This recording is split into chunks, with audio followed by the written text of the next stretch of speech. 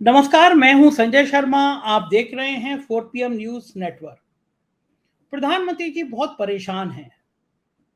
परेशान इसलिए हैं कि 2014 के बाद से अभी तक 9 सालों में ये जो कुछ कभी नहीं हुआ वो अब होने लगा है। प्रधानमंत्री जी पर मीम बनने लगे हैं, सोशल मीडिया पे उनकी मजाक होने लगी है।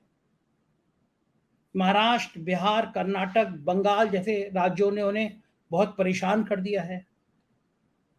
उत्तर प्रदेश के बाद सबसे ज्यादा सीटें देने वाला राज्य है महाराष्ट्र।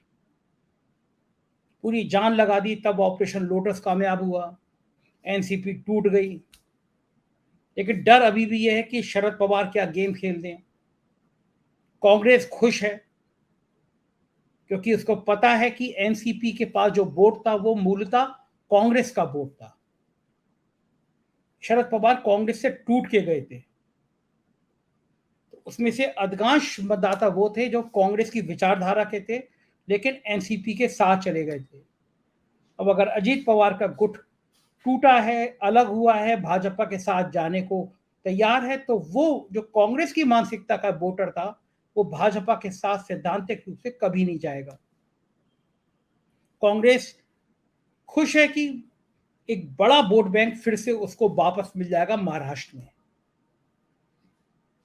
बिहार में साहेब परेशान है, ऑपरेशन लोटस करना चाहते हैं नीतीश की पार्टी में।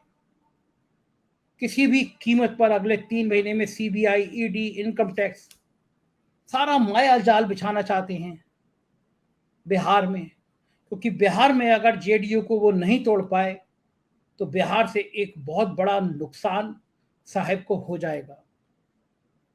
देश में जो वातावरण बन रहा है, जो बेरोजगारी का वातावरण, जो किसानों की परेशानियों का वातावरण, जो महंगाई का वातावरण कर्नाटक के चुनाव में दिखा दिया। पहले प्रधानमंत्री जी का चेहरा होता था कि जिस चेहरे को लगा दो वहां पे जीत की गारंटी हो जाती थी। प्रधानमंत्री जी का चेहरा है तो जीत की गारंटी है। छोटा चुनाव हो, बड़ा चुनाव हो, प्रधानी का हो, ब्लॉक प्रमुख हो, विधायक हो, सांसद हो, प्रधानमंत्री जी का चेहरा ही काम कर जाता था। लेकिन कर्नाटक में प्रधानमंत्री जी ने दिन रात एक कर दिया, जबरदस्त रोड शो किए। सांसद प्रज्ञा जी के माध्यम से चाकू में धार लगा लो वाले बयान दिलवाए जिससे हिंदू मुसलमान का माहौल तैयार हो जाए। सारे रोड शो में, सारी रैलियों में प्रधानमंत्री जी ने सारे संवैधानिक मर्यादाओं को तार तार करते हुए धार्मिक मान्यताओं को मंच से कसके उभारा। कहा इन्होंने बजरंग बली का अपमान किया है, वोट डालने जाओ तो जय बजरंग बली का नारा लगाना फिर वोट करना। कर्नाटक की जनता ने उनकी ये बात मान ली, जय बजरंग बली का नारा लगाया और कांग्रेस को वोट दे दिया। कांग्रेस के बढ़ते हुए उभार, राहुल गांधी के बढ़ते हुए जादू, खड़गे की लोकप्रियता, दलित वोटों में उनकी पहचान, ये वो मुद्दे हैं जो भारतीय जनता पार्टी को परेशान कर रहे हैं। जिस पप्पू की छवि को बनाने में सालों लग गए, हजारों करोड़ रुपए खर्च हो गया, उस पप्पू ने क्रांति कर दी है। तो जाहिर है साहेब परेशान है। देश की राजनीति को समझने के लिए आज मैं आपको उस पत्रकार के पास से चल रहा हूं जिन्होंने जाने जाने कितनी किताबें राजनीति पर लिखी हैं। देश के तमाम बड़े टीवी चैनलों पर जब भी आपको राजनीतिक विमर्श की बात होती है तो इस चेहरे को आप जरूर देखते होंगे। एक एक देश के एक एक राज्य की, एक एक राजनीति दलों की हथेली की तरह उनके ऊपर पकड़े, चेहरा एकदम साफ रखते हैं कि किस पॉलिटिकल पार्टी का कहां तक क्या पैमाना है। मैं बात कर रहा हूं प्रोफेसर अभय दुबे की। आज मैंने उनसे विस्तार से बात की है देश की राजनीति को समझने के लिए, क्योंकि इतना काबिल पत्रकार, इतना होशियार पत्रकार शायद ही कोई होगा। सुनिए, मैं सीधे आपको अभय दुबे जी के पास ले चलता हूं। हम देश के हालातों की सही तस्वीर आज आपके सामने पेश करने जा रहे हैं। स्वागत है प्रोफेसर अभय जी आपका। और हमारे तमाम दर्शक चाहते थे, चूंकि राजनीति की जितनी गहराई से बात आप कर लेते हैं इतनी गहराई से बहुत कम लोग जान पाते हैं, क्योंकि देश की राजनीति को आप बहुत करीब से देखते हैं। तमाम आपने राजनीति पे पुस्तकें लिखी हैं। महाराष्ट्र इस समय लोगों के दिमाग में चढ़ा हुआ है। महाराष्ट्र में इतने मुख्यमंत्री बदल गए कि लोग इतनी इतनी जल्दी अपने नए कपड़े भी नहीं बदल पाते हैं। महाराष्ट्र से क्या संकेत निकल रहे हैं अभय जी, और महाराष्ट्र से क्या भाजपा को फायदा होगा या नुकसान होगा? देखिए, दो पहलू हैं महाराष्ट्र के घटनाक्रम के। एक पहलू विधानसभा की राजनीति से संबंधित है और एक पहलू लोकसभा की राजनीति से संबंधित है। विधानसभा की राजनीति से संबंधित पहलू के रूप में, पहलू के ऊपर हम विचार कर सकते हैं इस लिहाज से कि वहां पर एकनाथ शिंदे के ऊपर डिस्क्वालिफिकेशन की तलवार लटक रही है। तो भाजपा देख रही है इस बात को कि भाई ये कभी भी डिस्क्वालीफाई हो सकते हैं, कभी भी अयोग्य घोषित हो सकते हैं, तो उसे उसके उस एक भरपाई की जरूरत थी। यानी ये समस्या आ सकती थी, इस समस्या को कवर करने की उसको जरूरत थी भाजपा को। तो इसलिए उसने राष्ट्रवादी कांग्रेस को तोड़ दिया और अजित पवार जो इनकी प्रधानमंत्री बनने की, मुख्यमंत्री बनने की और सत्ता प्राप्त करने की महत्वाकांक्षाएं जानी मानी है, 2019 में भी कर चुके थे और पूरी तरह एक बहुत बड़े हिस्से को राष्ट्रवादी कांग्रेस के अपनी तरफ खींच लिया। तो ये है विधानसभा की राजनीति। विधानसभा की राजनीति का एक और पहलू है, यहां गौर करने की जरूरत है। लंबे अरसे से भारतीय जनता पार्टी जो स्थानीय निकायों के चुनाव थे, जिसके अंदर पुणे की और बंबई की और थाने की महानगर पालिकाएं भी, जो कि देश की बहुत महत्वपूर्ण महानगर पालिकाएं हैं, वो भी उसमें शामिल हैं, उनके चुनावों को भी टाल रही थी भारतीय जनता पार्टी, क्योंकि उसको यकीन नहीं था कि भाजपा और एकनाथ शिंदे की शिवसेना के गठजोड़ से वो इन चुनावों को आसानी से जीत सकती है। एकनाथ शिंदे की इन क्षमताओं के ऊपर उसे शक था कि वो डिलीवर कर सकती है ये स्थानीय निकायों का चुनाव। अब लगता है भारतीय जनता पार्टी को कि एकनाथ शिंदे की शिवसेना, अजित पवार की राष्ट्रवादी कांग्रेस और भारतीय जनता पार्टी मिलकर इन स्थानीय निकायों के चुनावों को भी निकाल ले जा सकते हैं। एक ये भी उसके पीछे बात था। अब आइए आप लोकसभा चुनाव के ऊपर, अगर आप लोकसभा चुनाव के उस पर गौर करें तो कोई भी कहता था, जो कोई पत्रकार लोग जाते थे बंबई या महाराष्ट्र का दौरा करते थे, तो उन्हें पता चलता था कि महाविकास अघाड़ी यानी कांग्रेस, राष्ट्रवादी कांग्रेस और उद्धव ठाकरे की शिवसेना, इन तीनों का गठजोड़ इतना शक्तिशाली है कि वो भारतीय जनता पार्टी को परास्त कर सकता है। वो आगे है सामाजिक दृष्टि से भी और राजनीतिक दृष्टि से भी और वोटों की दृष्टि से भी। भारतीय जनता पार्टी इस गठजोड़ की जो अपराजयता थी, इसको भी भंग करना चाहती थी। अब इसको वो एक ही तरीके से भंग कर सकती थी, या तो कांग्रेस को तोड़ देती, या शिवसेना को तो पहले ही तोड़ चुकी थी, तो वो तोड़ने के लिए उसके पास अजित पवार के रूप में राष्ट्रवादी कांग्रेस ही थी। तो उसने महाविकास अघाड़ी की जो श्रेष्ठता थी भाजपा नीत गठजोड़ के ऊपर, उस श्रेष्ठता को कमजोर करने के लिए उसने राष्ट्रवादी कांग्रेस को तोड़ा। आज इस समय स्थिति यह है कि अब ये महाविकास अघाड़ी वाला गठजोड़ उस तरीके से भाजपा के ऊपर श्रेष्ठ नहीं रह गया, यानी भाजपा से आगे नहीं रह गया जैसा इस स्प्लिट से पहले हुआ करता। तो इस लिहाज से देखा जाए तो भाजपा के दोनों हाथों में लड्डू दिखाई पड़ रहे हैं।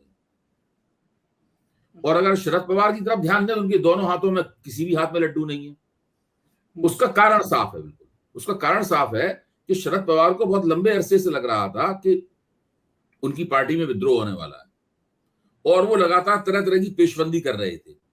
वो पेशबंदी के साथ साथ में भारतीय जनता पार्टी को भी और नरेंद्र मोदी को भी मैसेज दे रहे थे कि हम आपके उस तरह खिलाफ नहीं है जिस तरह आप हमें समझ रहे हैं, कृपा करके हमारी पार्टी को मत छुएं। इसीलिए उन्होंने, जब अरविंद केजरीवाल ने नरेंद्र मोदी की डिग्री का मसला उठाया, तो शरद पवार एकमात्र विपक्षी नेता थे जिन्होंने ये कहा कि ये मसला अप्रासंगिक है, इसको नहीं उठाना चाहिए। उसके बाद गौतम अडानी वाला मसला आया, जब पूरा विपक्ष नरेंद्र मोदी के ऊपर गौतम अडानी के मसले को लेकर हमला कर रहा था, उस वक्त शरद पवार एकमात्र विपक्षी नेता थे जिन्होंने कहा कि गौतम अडानी के खिलाफ इस तरह की बातें उठाने का कोई तुक नहीं है, इसका कोई सबूत नहीं है। उसके बाद गौतम अडानी से उन्होंने 2.5 घंटे तक अकेले बातचीत भी की। हम सब लोग कयास लगाते रह गए, एक राजनीतिक नेता में और एक बड़े उद्योगपति के बीच में 2.5 घंटे तक क्या बातचीत हुई होगी। तो शरद पवार विपक्षी एकता के अंदर सक्रिय होते हुए भी दूसरे तरफ ये सब भी कर रहे थे। तो हम लोगों का विश्लेषण ये था कि चूंकि राष्ट्रवादी कांग्रेस में शरद पवार का जो दबदबा है वो इस वक्त दांव पे लगा हुआ है, और वो एक तरह से बचाव की लड़ाई लड़ रहे हैं। उसी बचाव की लड़ाई लड़ने के लिए ही उन्होंने अपनी बेटी को अध्यक्ष बनाया, और प्रफुल्ल और पटेल को भी, हाँ पटेल को भी वो लाए सामने, और साथ में प्रफुल्ल पटेल को उन्होंने कार्यकारी अध्यक्ष बनाया। कार्यकारी, हाँ, कार्यकारी अध्यक्ष बनाया। लेकिन उनके खिलाफ भाजपा ने पूरी पेशबंदी कर ली थी अजित पवार की मदद से। छगन भुजबल, प्रफुल्ल पटेल और अजित पवार, इन सब लोगों ने छोड़ दिया, और बड़ा हिस्सा राष्ट्रवादी कांग्रेस का भारतीय जनता पार्टी के साथ इस वक्त बैठा हुआ है। तो मैं ये कहूंगा कि महाराष्ट्र की राजनीति का विधानसभा की दृष्टि से और लोकसभा की दृष्टि से, दोनों दृष्टियों से राजनीति का जो पहला दौर है, इस संघर्ष का पहला दौर है, वो भाजपा के पाले में गया। अच्छा, क्या आपको लगता है कि शरद पवार अब इतने अप्रासंगिक हो गए हैं कि अब वो कुछ कर नहीं पाएंगे, या अभी भी शरद पवार ये मैं नहीं मानता हूं। देखिए, अभी बहुत कुछ होना बाकी है इसमें, लेकिन आज की तारीख में अगर हम विश्लेषण करें तो नुकसान तो हुआ ही है उन्हें, उनकी साख भी गिरी है। विपक्ष के अन्य नेताओं को ये भी लग रहा होगा कि ये बंदा तो अपना घर ही नहीं संभाल पा रहा है। ये शरद पवार ही थे जिन्होंने मीडिया के सामने आकर ये घोषणा की थी कि विपक्ष की अगली बैठक शिमला में ना होकर बंगलुरु में होगी। तो यहाँ तो आप विपक्ष की बैठक की अगले कार्यक्रम की घोषणा कर रहे हैं, आपके जरिए घोषणा करवाई जा रही है, और दूसरी तरफ आपके पैरों की तले की जमीन खिसक रही है वहां पर। तो कुछ ना कुछ तो उसके अंदर गड़बड़ी है ही। तो नुकसान तो शरद पवार को हुआ है, नुकसान गैर भाजपा एकता को हुआ है। ये नुकसान कब तक कायम रहेगा, कब इसकी भरपाई हो जाएगी, कब शरद पवार फिर से हावी हो जाएंगे, कब वो अजित पवार को पटकनी दे देंगे, इस पर तो हम लोगों को निगाह रखनी पड़ेगी। हाँ, ठीक, बिल्कुल सही कह रहे हैं। लेकिन क्या आपको लगता है ये प्रधानमंत्री के लिए बहुत बड़ी राहत है, जिस तरह से विपक्षी एकता बढ़ती चली जा रही थी, बिहार की मीटिंग के बाद तरह तरह की बातें सामने आ रही थी, तो क्या ये प्रधानमंत्री के लिए एक बड़ी राहत की बात है? देखिए, प्रधानमंत्री मुख्य तौर पर दो चीजों से बहुत चिंतित थे, महाराष्ट्र की राजनीतिक स्थिति से और बिहार की राजनीतिक स्थिति से। महाराष्ट्र में उत्तर प्रदेश के बाद सबसे ज्यादा सीटें हैं 48, और बिहार में सीटें हैं 40, सीटें हुई 88। इन 88 सीटों में भारतीय जनता पार्टी को साफ लग रहा था कि वो अगले लोकसभा चुनाव में पराजित हो सकती है। नीतीश कुमार और लालू यादव की जोड़ी मिलकर बहुत सी सीटें भाजपा से छीन सकती थी, और महाविकास आघाड़ी महाराष्ट्र में बहुत सी सीटें भाजपा से छीन सकती थी। तो नरेंद्र मोदी काफी दिनों से परेशान थे और धीरे धीरे कर अपनी स्थिति को संवारने की कोशिश कर रहे थे। बिहार में भी काफी उन्होंने इस तरह का काम कर लिया है। आप देखिए, वहां छोटे छोटे धमाके हुए हैं। जिस तरह महाराष्ट्र में बड़ा धमाका हुआ है, उस तरह के बिहार में धमाके नहीं हुए, लेकिन उन्होंने जीतन राम मांझी को अपनी ओर खींच लिया। उससे पहले उपेंद्र कुशवाहा को अपनी ओर खींच लिया था। मुझे लगता है मुकेश सहनी भी भाजपा की तरफ जाने के लिए तैयार बैठे हुए। तो जब ये तीन लोग चले जाएंगे तो उसके बाद जो मोर्चा है, भाजपा विरोधी मोर्चा है, उसमें दो बड़ी ताकतें बचेंगी, जनता दल यूनाइटेड और राष्ट्रीय जनता दल। अब आप कल्पना कीजिए कि भाजपा कोशिश करके 3-4 महीने के अंदर जनता दल यूनाइटेड को भी स्प्लिट कर देती है, और उसके लिए भी उन्होंने भूमिका बना रखी है। उन्होंने अपना अध्यक्ष सम्राट चौधरी को बना रखा है, जो कुर्मी जाति के हैं। नीतीश कुमार का बुनियादी जातिगत आधार वहीं पे है। तो अगर ऐसा कुछ, मैं ये नहीं कह रहा हूं भाजपा ऐसा करेगी या मुझे पता है ऐसा होने वाला है, ये मैं नहीं कह रहा हूं। मेरा कहना, आप कल्पना कीजिए जैसा एनसीपी में स्प्लिट हुआ वैसा जेडीयू में भी स्प्लिट हो सकता है। क्यों नहीं हो सकता? इस आधार पर हम दावा करेंगे कि वो स्प्लिट नहीं हो सकता। वो जब स्प्लिट अगर होगा तो उसके बाद भाजपा की जो कमजोरी हो गई थी बिहार में, उस कमजोरी की भरपाई हो जाएगी। मैं ये नहीं कह रहा हूं लोकसभा चुनाव में वैसे ही नतीजे उन्हें मिलेंगे जैसी उन्हें अपेक्षा है, लेकिन आदमी अपनी पेशबंदी तो करता है, अपनी डिजाइन तो बनाता है आदमी। तो जो महाराष्ट्र में उन्होंने किया है उस तरह की डिजाइन वो बिहार में भी बना सकते हैं। और अगर इन दो राज्यों को उन्होंने, भाजपा ने अपने दुरुस्त कर लिया, तो उन्हें काफी राहत महसूस होनी चाहिए। अच्छा अभय जी, जो आज की तारीख में हालात हैं, बाद में क्या हो जाएंगे हम और आप दोनों नहीं जानते, लेकिन अगर आज के हालातों की हम कल्पना करें और ये मान के चलें कि 1 महीने के बाद चुनाव है, तो क्या भारतीय जनता पार्टी 2019 का अपना प्रदर्शन दोहराने पाने की स्थिति में है? नहीं, मैं ये नहीं कह सकता। मेरा मानना है कि आज की स्थिति में अगर चुनाव होते हैं तो भारतीय जनता पार्टी को 2019 के नंबरों से कम नंबर मिलेंगे। निश्चित रूप से बिहार में उसकी सीटें कम होंगी, निश्चित रूप से अभी भी महाराष्ट्र में उसकी सीटें कम होंगी, निश्चित रूप से पश्चिम बंगाल में उसकी सीटें कम होंगी, और अभी देखिए छत्तीसगढ़, मध्य प्रदेश और राजस्थान में चुनाव होने वाले हैं। अगर उन चुनावों में कांग्रेस बहुत अच्छा प्रदर्शन करती है तो वहां भी पुराना प्रदर्शन वो दोहरा पाए 100%, इसकी कोई गारंटी नहीं दी जा सकती। कर्नाटक में सीटें कम होंगी तो कुछ ना कुछ भाजपा की सीटें कम होंगी, लेकिन फिर भी नरेंद्र मोदी को हो सकता है कि या तो पूर्ण बहुमत मिल जाए या वो पूर्ण बहुमत के नजदीक आए। सबसे बड़ा दल के रूप में भाजपा को उभरना तो 100% तय है। और सबसे बड़ा दल का मतलब छोटा मोटा सबसे बड़ा दल नहीं, काफी बड़ा दल, यानी इसको केवल बहुमत नहीं प्राप्त होगा, लेकिन भाजपा सरकार बनाने लायक स्थिति में तो भाजपा ही रहेगी आज की तारीख में भी। अब सवाल यह है कि आगे के जो 5-6 महीने हैं, भाई देखिए जुलाई का महीना शुरू हो गया, अभी शुरुआत है, आप जुलाई का महीना जोड़ लीजिए, जुलाई, अगस्त, सितंबर, अक्टूबर, नवंबर, दिसंबर और जनवरी, फरवरी, मार्च, यानी अभी 9 महीने हैं। इन 9 महीने में मान लीजिए कि जो 9 महीने में शुरुआत के जो 6 महीने हैं, इन 6 महीने में राजनीति किस तरीके से, 6 महीने में इन 3 राज्यों में भी चुनाव हो जाएंगे। तेलंगाना का चुनाव तो अभी हो जाएगा कुछ दिनों में। 4 राज्य हैं ये सिर्फ। हाँ, 4 राज्य हैं, तो उसमें ये सब बातें देखनी पड़ेंगी। देखिए विपक्षी एकता का क्या मतलब है? विपक्षी एकता तभी संभव होगी जबकि लोकसभा चुनाव के साथ में विधानसभा चुनाव की परिस्थिति डीलिंक हो जाएगी। मेरा शब्द डीलिंक पे आप गौर कीजिए। अभी क्या है कि विधानसभा चुनाव जो है लोकसभा चुनाव के साथ गुत्थम गुत्था हो रहा है, तो उसमें विपक्षी एकता उसकी वजह से गड़बड़। अभी देखिए जो भारत राष्ट्र समिति के नेता हैं चंद्रशेखर राव, विपक्षी एकता में नहीं आ रहे।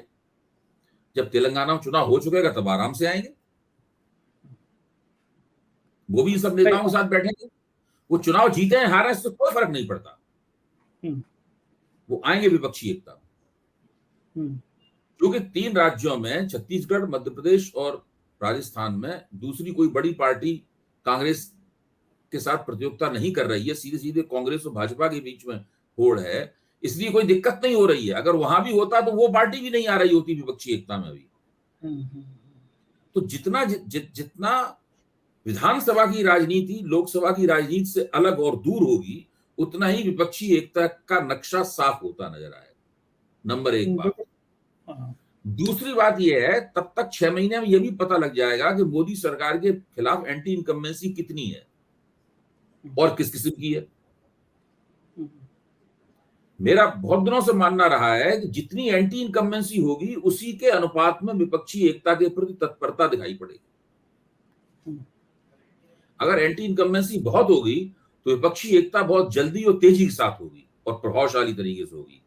अगर एंटी इनकम्बेंसी कम और कमजोर होगी तो विपक्षी एकता उतना ही अनमने ढंग से रहेगी, कभी होगी भी नहीं ठीक से। तो अगर क्योंकि लोगों को साफ दिखाई पड़ जाएगा कि ज्यादा एंटी इनकम्बेंसी है नहीं, जनता कोई खास हमारी मदद करने वाली है नहीं। भाई विपक्षी एकता का मतलब क्या होता है? विपक्षी एकता का मतलब होता है मैथमेटिक्स। इस मैथमेटिक्स को केमिस्ट्री तो जनता प्रदान करती है ना। ठीक बात है, बिल्कुल सही बात है। अबे जी बताइए कि अगर प्रधानमंत्री के जो तेवर रहते हैं, जो शैली रहती है, जिससे उनके सांसद छोड़िए मंत्री भी डरते हैं, बोलते नहीं हैं, वो ताकत उन्हें क्या, अगर पूरा बहुमत नहीं आता है या बहुमत आ भी जाता है 273, 274 सीटें, 275 सीटें रहती हैं, क्या प्रधानमंत्री फिर वो ताकत, वो डर पैदा कर पाएंगे? देखिए राजनीति में ताकत और डर एक हथियार का काम करता है, लेकिन उस वक्त जब आप उस ताकत और डर के हथियार को इस्तेमाल करने की स्थिति में हो, अगर आपके पास पूर्ण बहुमत है, मजबूत बहुमत है, तब आप ताकत और डर का इस्तेमाल कर सकते हैं। अगर आपके पास पूर्ण बहुमत और मजबूत बहुमत नहीं है, अगर आपके पास कमजोर बहुमत है या बहुमत से आप थोड़ा कम है, तो उस वक्त गठजोड़ राजनीति आपको करनी पड़ती है। तो उस वक्त दूसरा रवैया अख्तियार करना पड़ता है, तब मेल मिलाप का रवैया अख्तियार करना पड़ता है, लोगों से पूछना पड़ता है कि भाई आपको क्या चाहिए, हम देंगे, वगैरह वगैरह। वो इस तरीके से होता है, जैसा अटल बिहारी वाजपेयी किया करते थे। लेकिन अटल बिहारी वाजपेयी ताकत और डर का इस्तेमाल नहीं करते थे, लेकिन ऐसा तो नहीं कि अटल बिहारी वाजपेयी ने जो मन में आया वो नहीं किया। तो अटल जी किसी दूसरे अपना गठजोड़ वाले दलों से पूछ के थोड़ा निर्णय लेते थे। अबे जी अभी पिछले दिनों में जब उत्तर प्रदेश में कांग्रेस और सपा के अलायंस की बात चल रही थी, परसों केसीआर ने अचानक अखिलेश यादव को बुला लिया, हैदराबाद चले गए। उत्तर प्रदेश सबसे बड़ा राज्य है और बीजेपी का बहुत भविष्य टिका हुआ है उत्तर प्रदेश पर। क्या लग रहा है आपको, अलायंस की बात जो चल रही है वो कांग्रेस बसपा का होगा, कांग्रेस सपा का होगा या किसी का नहीं होगा? देखिए, चाहे अखिलेश यादव हों समाजवादी पार्टी के, चाहे भारत राष्ट्र समिति के चंद्रशेखर राव हों, या तृणमूल कांग्रेस की ममता बनर्जी हों, या आम आदमी पार्टी के अरविंद केजरीवाल हों, इन सब का फार्मूला एक ही है, जिसको ममता बनर्जी कर्नाटक चुनाव के बाद में बोल चुकी है। ममता बनर्जी कह चुकी है, जिसका जहां दबदबा हो वहां दूसरे लोग उसकी मदद करें। सीधी बात है। इसका मतलब ये नहीं है कि वो कांग्रेस या अपने सहयोगियों को पश्चिम बंगाल में कोई सीट नहीं देंगी, या अखिलेश यादव उत्तर प्रदेश में कोई सीट नहीं देंगे, या अरविंद केजरीवाल दिल्ली में या पंजाब में कोई सीट कांग्रेस को नहीं देंगे। इसका मतलब ये नहीं है, लेकिन इसका मतलब ये है कि पहले इन पार्टियों का दबदबा स्वीकार कीजिए। ये संदेश कांग्रेस के लिए है। कांग्रेस को ये देखना क्या है, कांग्रेस को देखना है क्या है कि वो जहां उसका दबदबा नहीं है वहां वो अपनी टांग फांसे, या जहां उसका दबदबा है वहां अच्छे चुनाव परिणाम निकालने की कोशिश करे। भाई 188 सीटें ऐसी हैं जहां भाजपा और कांग्रेस का सीधा मुकाबला है। इन 188 सीटों में कांग्रेस कितनी 10-15 सीटें ही पिछली बार जीत पाई थी, बाकी सारी भाजपा ने जीत ली थी। पूरे मैं तो मानता हूं 2019 का चुनाव परिणाम इस नतीजे के साथ सीधा जुड़ा हुआ था। अगर कांग्रेस इन 188 सीटों पर भाजपा से 50% से ज्यादा सीटें नहीं छीन पाई, तो आप यकीन कीजिए कि 2024 का परिणाम भी तकरीबन वैसा ही होगा। तो बजाय इसके कि कांग्रेस ऐसी जगहों पर अपना दावा पेश करे जहां पर वो प्रमुख पार्टी नहीं है, उसे उन जगहों पर अपना प्रदर्शन सुधारना चाहिए जहां पर दूसरी कोई है।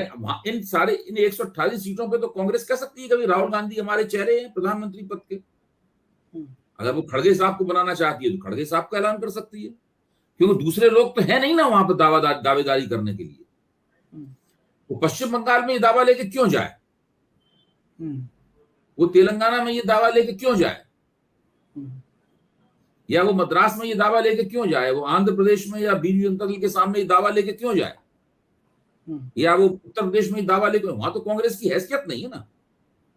कांग्रेस की यहां वास्तव में हैसियत है, और ऐसी सीटें तकरीबन 260 से ऊपर हैं।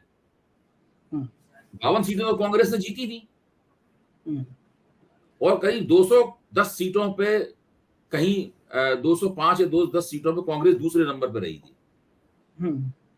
तो ये है कांग्रेस का कैचमेंट एरिया। कांग्रेस को इस अपने कैचमेंट एरिया पर फोकस करना चाहिए। अगर कांग्रेस इस कैचमेंट एरिया में से 165, 170 और 125 सीटें निकाल सकती है तो नरेंद्र मोदी की सरकार नहीं बनेगी। आपको लगता है कि कांग्रेस उत्तर प्रदेश जैसे बड़े राज्य में ये मौका दे देगी कि अखिलेश यादव उसको 5 सीटें 10 सीटें? उत्तर प्रदेश इस कैचमेंट एरिया में नहीं आता है, और नहीं आता है, लेकिन वो उत्तर प्रदेश में अच्छा उत्तर प्रदेश में क्या कांग्रेस मान जाएगी कि अखिलेश यादव उससे कहें कि तुम सिर्फ 5 सीटें ले लो, या तुम 8 ले लो, या तुम 10 ले लो, कांग्रेस मान जाएगी? कांग्रेस को 100% मानना पड़ेगा। अगर कांग्रेस नहीं मानेगी तो फिर इसका मतलब है कांग्रेस दरअसल नरेंद्र मोदी को हराना नहीं चाहती है, विपक्षी एकता चाहती नहीं। इसीलिए मैं कहता हूं कि गेंद कांग्रेस के पाले में है। कांग्रेस को तय करना है कि विपक्षी एकता कैसे होगी, क्यों कांग्रेस एक प्रांत की पार्टी नहीं है, कांग्रेस बहुत से प्रांतों की पार्टी है। बाकी पार्टियां तो एक एक प्रांत की पार्टी है, केवल आम आदमी पार्टी है 2 प्रांतों की पार्टी है, वो दिल्ली और पंजाब की पार्टी है, बाकी सारी पार्टियां तो एक एक प्रांत की पार्टी है।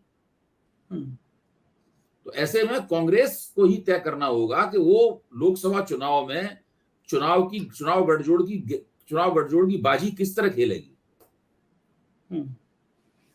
अच्छा अभय जी, अगर कांग्रेस ये घोषणा करे कि जिन राज्यों में जिस जगह पे 160-70 सीटों पे इसका प्रभुत्व है, वहां ये घोषणा करे कि राहुल गांधी हमारे प्रधानमंत्री होंगे, या फिर ये घोषणा करे कि खड़गे हमारे प्रधानमंत्री होंगे, देश को पहली बार एक दलित प्रधानमंत्री कांग्रेस देगी, इन दोनों में अंतर क्या आएगा जहां पे उसका प्रभुत्व नहीं है? मुझे लगता है खड़गे का नाम घोषित करने से कांग्रेस को ज्यादा लाभ हो सकता है।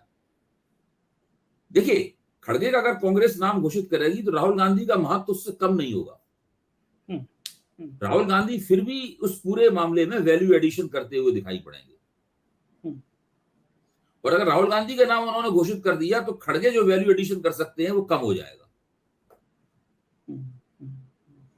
तो मेरी अपनी निगाह में, मेरी जरूरी नहीं कांग्रेस मेरी राय मानती है, मेरी अपनी निगाह में अगर वो खड़गे को प्रधानमंत्री पद का उम्मीदवार घोषित करती है तो कांग्रेस को कुछ लाभ हो सकता है चेहरे का, दलित वोटों में भी और वैसे भी आमतौर पे, मतलब खड़गे की छवि केवल दलित नेता की नहीं है। वो वरिष्ठ हैं, पुराने कांग्रेसी हैं, वो तजुर्बेकार हैं, फिर दक्षिण भारत में उनका एक अलग महत्व है, दक्षिण भारतीय नाम है। देखिए, उत्तर हर चीज के फायदे नुकसान है। हाँ। उत्तर भारतीय को लग सकता है अरे भाई दक्षिण भारतीय को ले आए, मतलब बहुत सी बातें हैं, सब बातें सोच समझ के करना पड़ेगा। अबे जी, उत्तर प्रदेश एक ऐसा राज्य है जिसपे सबकी निगाह लगी हुई है, क्योंकि बीजेपी को लगता है कि हम अगर यहाँ पे 5-7 सीटें बढ़ा गए तो और फायदा होगा। विपक्ष को लगता है किसी भी तरह हम 5-10 कम कर गए तो बहुत बड़ा मैसेज आएगा, 5-5 सीटों का बड़ा इस बार महत्व होगा। उत्तर प्रदेश का आप राजनीतिक भविष्य क्या देख रहे हैं आज की तारीख में? योगी भी बहुत बड़ा, आज की तारीख में तो भाजपा मुझे आगे दिखती है। आज की तारीख मुझे लगता है कि भाजपा मजबूत स्थिति में है, क्योंकि जो मुसलमान वोटर है वो मुझे नहीं लगता कि 2022 की तरीके से अखिलेश यादव को मिलने वाला है। इसी तरीके से अखिलेश यादव 2022 की तरह की पिछड़े वर्ग की एकता भी नहीं कर पाएंगे लोकसभा चुनाव में। अगर वो वास्तव में 2022 वाला अपना प्रदर्शन दोहराना चाहते हैं, अगर उन्हें वही उसी तरह के वोट चाहिए, उतनी ही विधानसभा सीटों पर बढ़त चाहिए जितनी विधानसभा सीटों पर उन्होंने 2022 में बढ़त हासिल की थी या दूसरे नंबर पर रहे थे, तो उन्हें कांग्रेस के साथ में एक गठजोड़ निकालना होगा। जैसे ही कांग्रेस साथ गठजोड़ निकालेंगे, मुसलमान वोट फिर से कंसोलिडेटेड हो जाएगा और फिर दूसरी समुदायों को भी लगने लगेगा कि भाई ये अब मजबूत हो गए हैं। अच्छा, उत्तर प्रदेश में एक अजीब सी घटना ये हुई है कि एक बड़ी ताकत जो बहुजन समाज पार्टी थी, उसके बारे में हम सब लोगों को नहीं पता है कि वो क्या होगा उसका। मैं आपसे पूछता हूँ, आप तो लखनऊ बैठे हुए हैं, क्या आपको पता है मायावती का क्या होगा? क्या मायावती रिटायरमेंट ले लिया है? नहीं, मैं आपसे यही पूछने वाला था। एक कल्पना जो आमतौर पे राजनीतिक गलियारों में बन रही है इस समय, वो ये बन रही है कि सपा कांग्रेस का अलायंस होगा, मायावती ज्यादा से ज्यादा मुसलमानों को टिकट देंगी और भाजपा का हिंदुत्व कार्ड चलेगा। अब ये कल्पना अगर आप थोड़ी देर करिए, सपा कांग्रेस का अलायंस है, मायावती अधिकतर मुसलमानों को टिकट देती है और योगी जी का हिंदुत्व ब्रांड, फायर ब्रांड चेहरा है, तो आपको उत्तर प्रदेश किस नजरिए से देखते हैं? फिर देखिए, अगर समाजवादी पार्टी और कांग्रेस का अलायंस हो जाएगा तो मायावती के मुसलमान कैंडिडेटों को भी मुसलमान लोग वोट नहीं देंगे भी तो बहुत ही तितर बितर छोटे मोटे वोट देंगे, और ओवैसी ऐसे लोगों का भी कुछ नहीं चलेगा तब। तो वो ज्यादातर मुसलमान वोट जो है 100 में 70-80 मुसलमान वोट जो है इस गठजोड़ में पड़ेगा। अच्छा, अगर ये गठजोड़ हो जाता है, अगर गठजोड़ हो जाता है, यादव वोट भी कंसोलिडेट होगा, कुछ और अन्य पिछड़ी जातियों का वोट भी कंसोलिडेट होगा, एंटी भाजपा वोट जितना है वो सब इधर आएगा। अच्छा, अगर ये गठजोड़ हो जाता है तो फिर आप उत्तर प्रदेश में क्या सीन देखते हैं? फिर क्या होगा? बीजेपी प्लस हो जाता है तो ये तो बीजेपी से 15-20 सीटें छीन सकते हैं लोग, कम हो सकती हैं सीटें। आपको अरविंद केजरीवाल के विषय में क्या लगता है? केजरीवाल मध्य प्रदेश आ रहे हैं, चुनाव लड़ेंगे वहां मध्य प्रदेश की सब सीटों पर। देखिए, अभी वो राष्ट्रीय पार्टी है, उन्हें सब जगह चुनाव लड़ना है, क्योंकि सब जगह के उन्हें वोट चाहिए। राष्ट्रीय पार्टी का जो उनका उन्हें मिला हुआ है वो सब कायम रहना चाहिए, दर्जा मिला हुआ है वो सब कायम रहना चाहिए, वो तो सब करेंगे ही हर राष्ट्रीय पार्टी। मेरा ये कहना है कि वो मध्य प्रदेश में चुनाव लड़ रहे हैं, वो कर्नाटक में भी चुनाव लड़े थे, वो गुजरात में भी चुनाव लड़े थे, तो ये मध्य प्रदेश में पहले भी चुनाव लड़ चुके हैं।